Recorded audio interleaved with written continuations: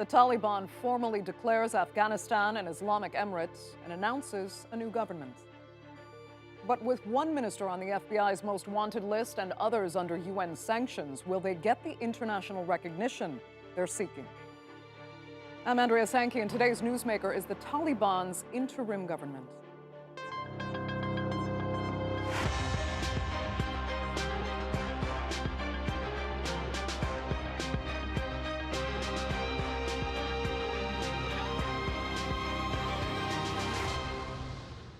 Well, after 2 decades as an insurgent movement, the Taliban is officially back in power and says it's ready to run the country. On Tuesday, the group's spokesman announced the makeup of a new cabinet. The Islamic Emirate decided to appoint and announce an acting cabinet to advance important matters. We must say that the officials for the remaining ministries, departments and institutions will be introduced after further thinking and gradually. Well, for weeks, the Taliban had been promising to form an inclusive government, but what they ultimately delivered might not be what people had in mind. The cabinet is all male and comprised entirely of senior Taliban figures, with the top posts going to veterans of the Afghan war.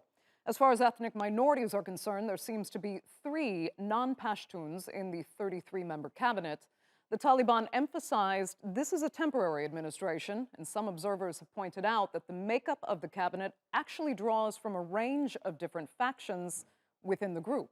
So who is taking charge? Well, at the very top of the hierarchy, in the role of supreme leader, is Haibatullah Akhundzada. Underneath him is Mohammad Hassan Akhund, who's now leader of the Taliban's interim government. He was a close ally of the group's founder, Mohammad Omar, and also heads the powerful Leadership Council. Now, during the Taliban's time in power in the 90s, Akhund became the group's first foreign minister, then deputy prime minister. Now, many thought Abdul Ghani Baradar was destined for the top job, but he's instead been named acting deputy prime minister. Baradar was arrested in Pakistan in 2010, then released after 8 years in prison. He soon after became chief of the Taliban's political office in Doha. Sirajuddin Haqqani will be the acting interior minister. He heads the powerful Haqqani network, which reportedly carried out some of the deadliest attacks on coalition forces. He's also on the FBI's most wanted list. Mohammad Yaqub is the eldest son of Taliban founder Mohammad Omar. He's been appointed the group's defense minister and will lead the Taliban's military operations. And Amir Khan Muttaqi is the acting foreign minister. He was part of the Peace Commission and negotiation team that held talks with Washington. Now, while most of the Western world has condemned the Taliban's government so far, it does appear to have support from at least one of the world's most powerful nations. A spokesperson for China's foreign ministry welcomed the new cabinet and celebrated what he called the end of anarchy. China attaches great importance to the announcement by the Taliban of the establishment of an interim government and some important personnel arrangements. This has ended more than 3 weeks of anarchy in Afghanistan and is a necessary step to restore order and rebuild the country. We have also noted that the Taliban have stated that the interim government must restore social and economic order as soon as possible. But even with Beijing's support, the Taliban will likely struggle. The vast majority of the international community appears unwilling to recognize their rule. And for Afghanistan to move forward, the Taliban will need help from outside. The economy had been struggling under Ashraf Ghani's leadership, but since the Taliban took over, it's gotten worse. The price of food and fuel has soared, leaving millions struggling to get by. Then there's the questionable security situation with Daesh threatening attacks and destabilization. So what are the chances this interim government can succeed, and is it indicative of a permanent Taliban government to come? To discuss that, I'm joined from Istanbul by Imtiaz Gul. He's an author and founder of the Center for Research and Security Studies. Diva Patang is in London. She used to work at the Afghan embassy there and was also a TV host with Radio Television Afghanistan. And from New York, Adam Weinstein, a former U.S. Marine who served in Afghanistan in 2012, and he's now a research fellow at the Quincy Institute. Thanks all so much for being with us. It's an interim government that to most does not represent the inclusivity that the Taliban had initially promised, but still, Diva, I'll start with you. Do you hold out some hope that this could change and the Taliban will do what they said, once it comes to a more permanent administration? Well, this is a hope of every single Afghan that now that the country is governed by one group and it's the Taliban. I know that a lot of Afghans might not be happy with it, but now that they are ruling the country, people do have a lot of hopes. They do hope that things will go back to normal, there is security, peace will be back, and the country will go back financially a stable country. I know that the announcement has happened yesterday in regards to the interim government. It is an interim government, is an acting government. It was a good decision from the Taliban that they have announced it. At least there is a government now that where people would be able to see themselves. Mm. I know that there is a lot of discussion that it's not inclusive, but what do we mean by inclusiveness? I think it's very, very important that from now on, what is the positions that are given in the government, it should be based on merit, not on the ethnicity anymore. Okay. Let me just ask you though, Diva, personally, if you can speak to this. I mean, is it hope, do you think, just for the sake of hope? Or is it based in a sense of realism here? Well, there is a hope. Afghanistan people are living in hope for the last 40 years, I would say. Okay. There is a lot is happening. So I think that there is definitely a hope that the Taliban are governing the country now. Okay. Let me turn to Imtiaz and just get your thoughts on whether you think this interim government is indicative of a permanent government to come and if that's a good thing. Well, I think we have to be very clear. The government is there. It's like a permanent, whereas I think the ministries will keep evolving, keep changing. I think the most of the titles are like interim, acting minister. This is probably to retain a leverage within the hardcore decision-making body of the Taliban to reshuffle when needed, and I think to take care of the problems such as this inclusivity. But the problem is that the Taliban core leadership took about 3 weeks, to come to negotiate its way to an inclusive government. But the problem was that the former key leaders, including President, CEO, Gulbuddin Hikmatyar, they all wanted a bigger pie, bigger piece of the pie. They were asking for multiple posts as governors for their party people, for ministries. So then they eventually, I think it forced the Taliban just to go their own way instead of wasting more time. And I think with the announcement of the government, they literally ended 3 weeks of uncertainty, which had basically drained the country of finances, of businesses. The business had come to a standstill, sort of, the imports into the country from Pakistan, from Iran. So I think Okay. this is as a first step, somehow we have to accept that a monolithic group now controls most of the country in an unchallenged way, and that perhaps it creates space for them to take the country to a more inclusive system.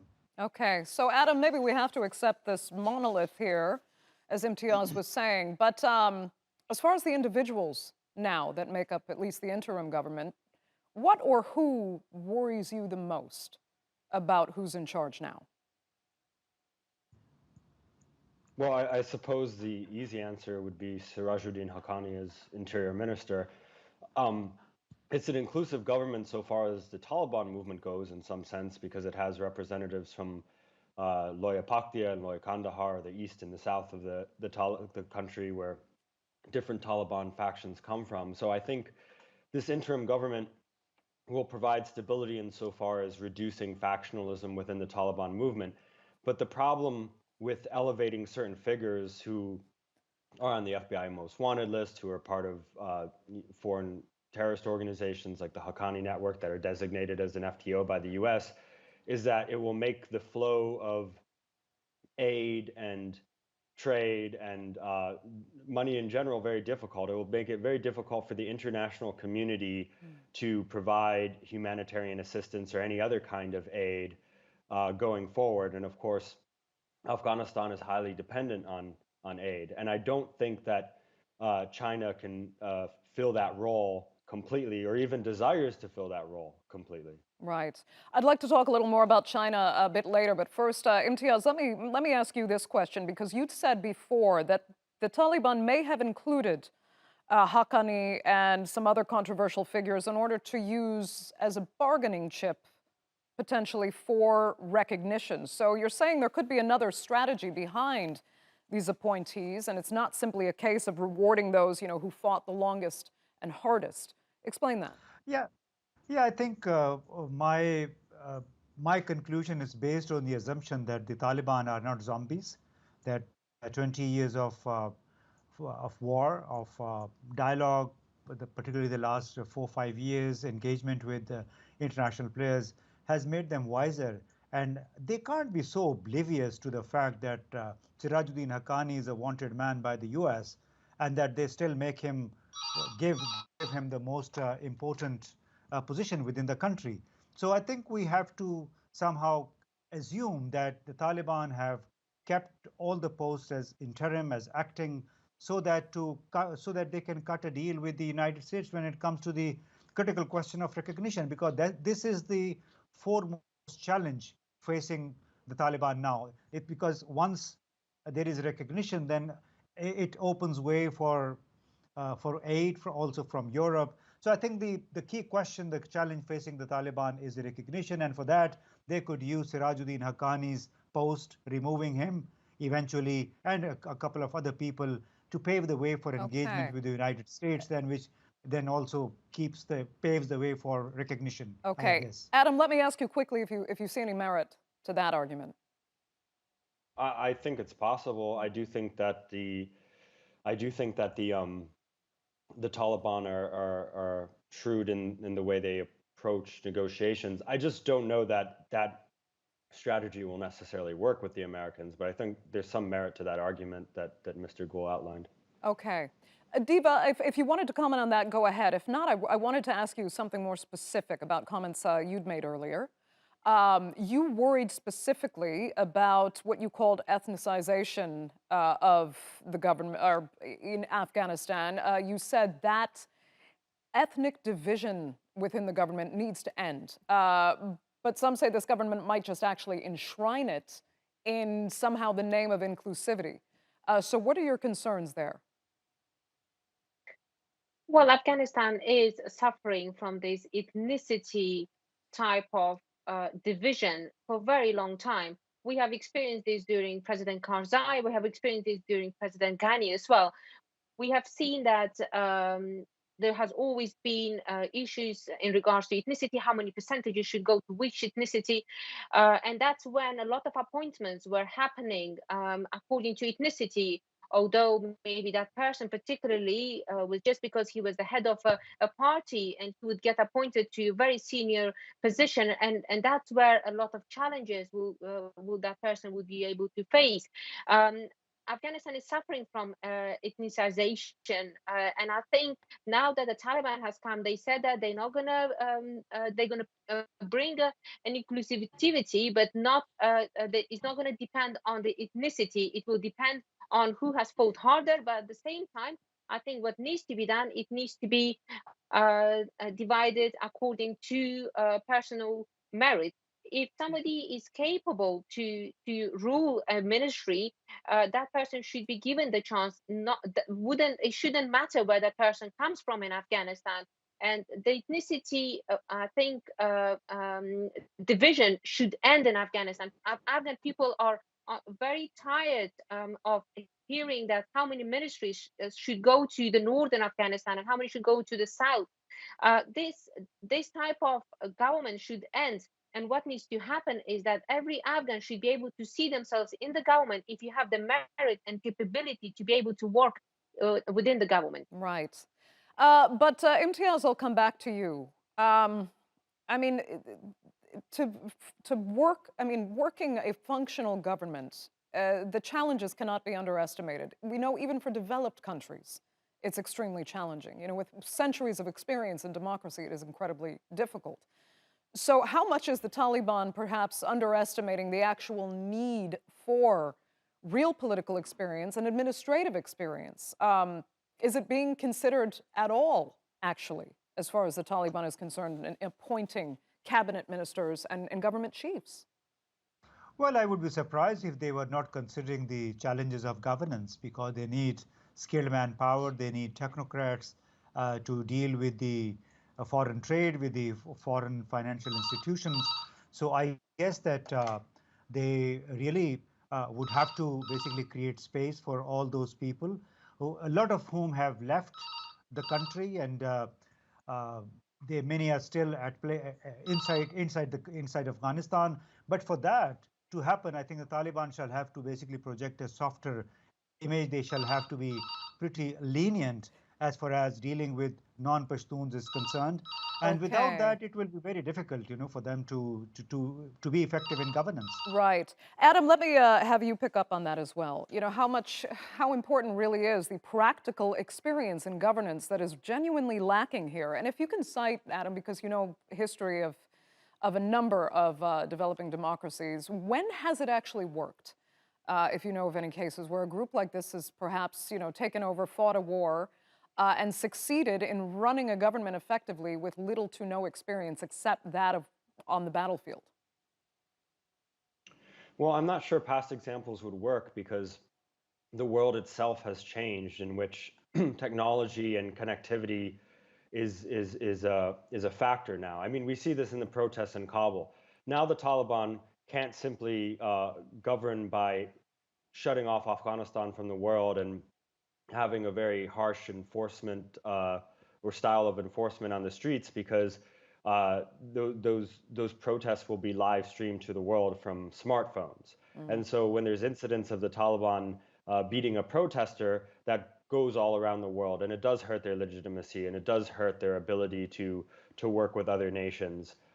So I think the Taliban are also going to need to bring in technocrats, probably from the former government, in order to run these institutions effectively, not just for dealing with social matters like protests, but also for keeping the electrical grid up, or making sure that internet functions in the country, or ensuring that the logistics of trade work in the country. If the Taliban choose not to prioritize the economy and matters like that, Right. then I think they will start to face a growing resistance. Diva, let me ask you if you think they're capable of bringing in the kind of technocrats they would need to effectively run their administration.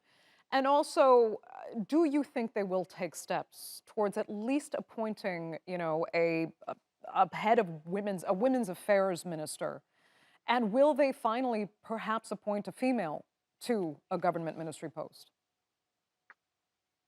I will come to your question, to the first question. In regards to appointing a woman, I think it is a must. It is very, very important to have a woman within the government. We have very, very capable female in Afghanistan that would be able to work and fill the gap, and to be able to work for the benefit of the country. So definitely they should consider that. And so, what was your first question? About if you think they're capable of actually choosing the technocrats they would need to be an effective administration, especially if it means taking them from the former government. I mean, we have to also bear in mind that they did keep the mayor of Kabul on board, even though he is not a member of the Taliban. That showed perhaps some capacity to reach out to other political party members. But do you think they can move that forward? It is important to keep some key people within the government, because right now, what the ministers that they have appointed, this is all political appointments. What is very important for the Taliban to bear in mind is that they do need some deputies. The deputies should be people who knows the job, they know what to do, and they know how to work within the ministry. So it is very important, of course, to bring some people from the previous government, but one thing is very, very important, that there are certain faces that were within the government of President Ghani and also President that people just do not want to see them. That there are certain faces that people do not want to have them back in the government, and I don't think so that the Taliban would even think to bring those type of people anyways to the government. Any new technocrats, any new people who are actually capable are able to work within the ministries is very, very important, Okay. because the appointments right now made are all political. Okay, let's look broader at what is at play geopolitically, internationally. Um, Imtiaz, I'll start with you. To what end, really, do you think China is backing this administration with now its pledges to provide, economic and humanitarian aid? Well, I think China has very gradually been stepping forward to assume a lead role in the region. And the past couple of years, particularly, their counterterrorism envoy, their special envoy to Afghanistan, have been very, very active, along with Zamir Kabulov from Russia. And they possibly think that if the Afghan, a monolithic group, can basically assert itself, can bring the entire country under its control, then perhaps they will be more willing to lend support, particularly the much needed economic support to this group. This is what it seems at the moment. We are not very sure to what extent will Pakistan go along with China and other countries if the Taliban continue to be very reclusive and confined to themselves only as far as the leading the country is concerned.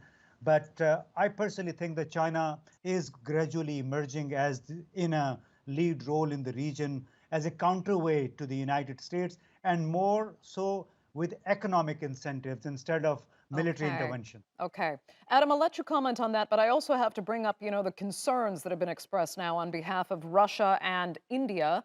Actually, their national security advisors have just held talks. Reuters actually quoted an Indian government source saying Moscow and Delhi agreed that foreign militant groups operating in Afghanistan did pose a threat to all Central Asian countries and India. So tell me as well how you think the Taliban will be able to prove that it is cracking down on those groups, especially when it's trying to focus on maintaining basic law and order and stop the economy from spiraling out of control.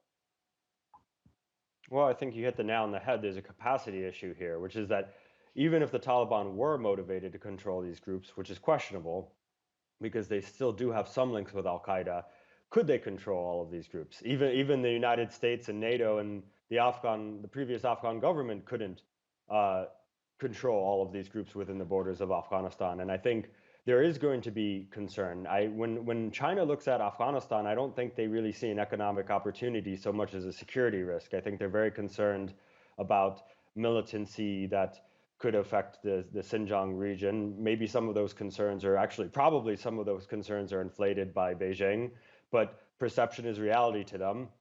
And I think that is one of their fundamental concerns in Afghanistan. So I think the region is concerned about Al Qaeda, and Pakistan should be concerned about TTP. But this does present an opportunity, frankly, for the United States, Russia, China, Pakistan, and even Iran to work together in counterterrorism. We Okay. might have differences, but that's a limited arena where we can work together. Right. Imtiaz, I see you agree. And quickly, I have to ask you about Pakistan. I mean, we've already seen stampedes at the border even before this interim government was announced, with people just desperate to get across into Pakistan out of fear.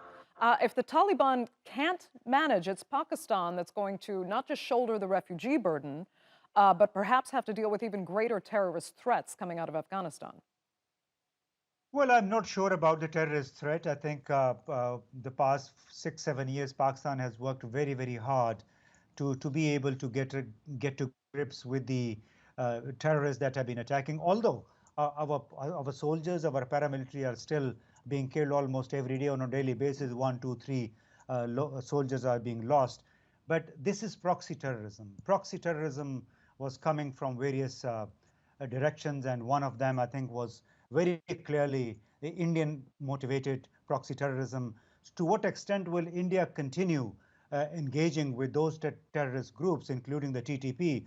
I think is a question open to debate at the moment. But the only Pakistan, I think, might have to open the border to accommodate if there is an influx of refugees. But I don't Okay. see that possibility because if the Taliban can manage the country, they can inject fear of action, of punishment Okay. among the criminals, about terrorists. I guess they should be well in their, they should be able to contain the terrorists and all those proxy terrorist groups. Well, that will have to be the last word. Unfortunately, we're completely out of time for this edition of the Newsmakers. I'd like to thank all three of my panelists sincerely so much for joining us, and to our viewers for watching as well. Remember, you can follow us on Twitter at @the_Newsmakers, and be sure to subscribe to our YouTube page. I'm Andrea Sankey. We'll see you next time.